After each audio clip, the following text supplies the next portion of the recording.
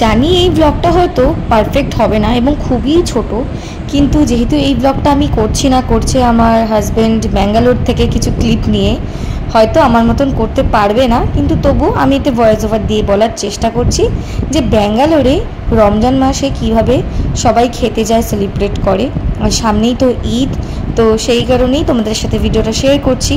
দেখো, বর আর তার বন্ধুবান্ধবরা মানে রাত্রিবেলায় বেরিয়ে গেছিলো গাড়ি নিয়ে, বর চালিয়ে নিয়ে গেছিলো ওদেরকে। তারপরে ওরা চলে গেল ব্যাঙ্গালোরের এমজি রোডে।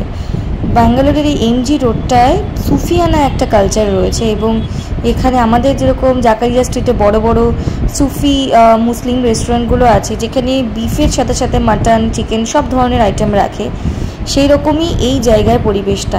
দেখতে পাচ্ছ, এটা কিন্তু রাত্রি 3টের সময় তোলা ভিডিও। তো একটা দারুণ আমেজ কিন্তু কাজ করছে। দেখো কত বড় বড় রেস্টুরেন্ট, হোটেল জুরবিয়ান, মানে এই জায়গাটাই টোটালি একদম সুফিয়ানা কালচার একটা রয়েছে এই জায়গাটার মধ্যে, এবং খুব ভালো খাবার পাওয়া যায়, মোগলাই খাবার। হাঁড়িগুলো দেখেছো, এগুলো সব হালিমের হাঁড়ি।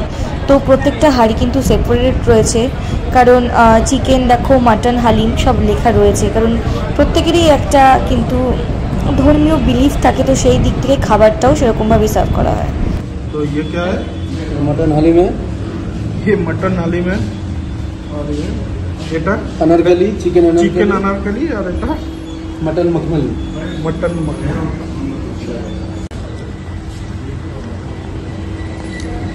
টেস্ট করে বলো কেমন লাগলো।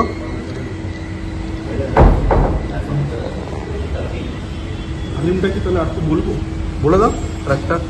দেখ এই সবাই দেখ কেমন লাগলো।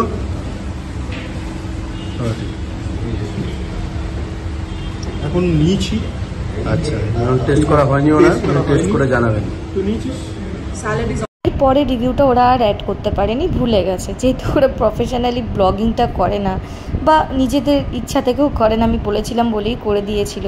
তো এখানে হালিমটা কিন্তু একদম থিক আর মাটন চাংসে ভর্তি থাকে। আমাদের কলকাতার হালিমের থেকে একটু ডিফারেন্ট, কারণ কলকাতার হালিমটা একটু পাতলা হয়। ইচ্ছা ছিল যে এই সময় আমি জাকারিয়া স্ট্রিট যাব, বাট সেটা আর হয়ে উঠল না।